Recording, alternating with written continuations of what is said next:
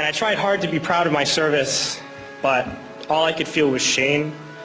And racism could no longer mask the reality of the occupation. These were people, these were human beings.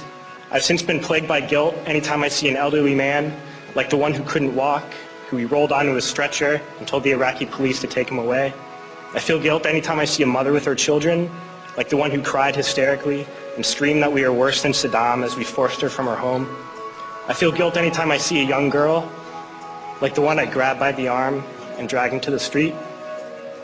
We were told we were fighting terrorists. The real terrorist was me, and the real terrorism is this occupation. Racism within the military has long been an important tool to justify the destruction and occupation of another country. It has long been used to justify the killing, subjugation, and torture of another people. Racism is a vital weapon employed by this government. It is a more important weapon than a rifle, a tank, a bomber, or a battleship. It is more destructive than an artillery shell, or a bunker buster, or a Tomahawk missile.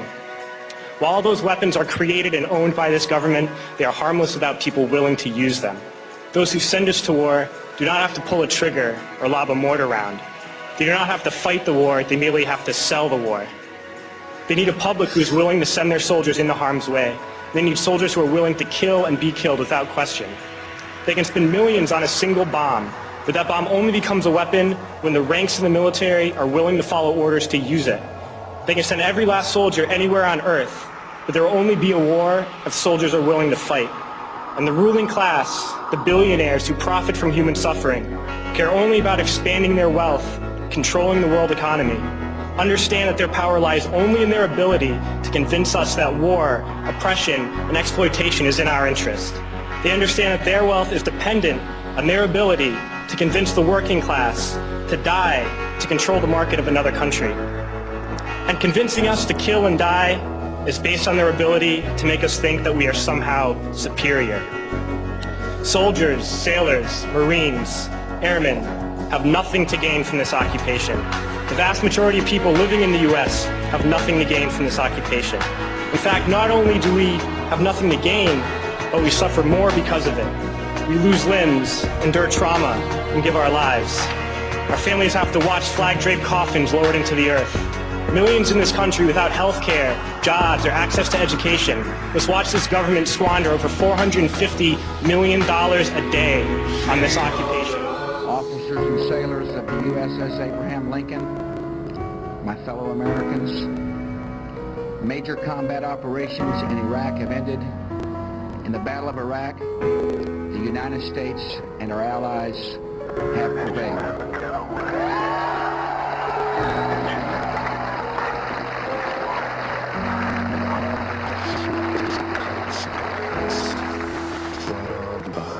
Thanks to the service and sacrifice of our brave men and women in uniform, the war in Iraq is over.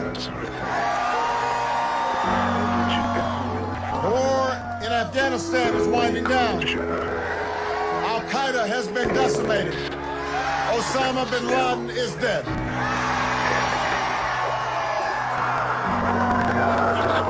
It is just simply unacceptable for there to even be a hint of partisanship or ideology when it comes to the application of our taxes. I am going to go ahead and ask folks not to come get a couple of Marines. They're going to look good next to us. Just because I've got to change the suits, but I don't know about our prime minister. There we go. That's good. You guys, I'm sorry about it. While you're waiting for the shutdown to end, why is it that you can't go along with any of the bills the House is passing, funding the FDA and FEMA where you were yesterday, and veterans benefits and Head Start? You've got to be tempted to sign those bills and get funding to those programs that you support. Of course I'm tempted, because you'd like to think that you could solve at least some of the problem if you couldn't solve all of it. But here's the problem. What you've seen are... Damn you! God damn you all to hell! You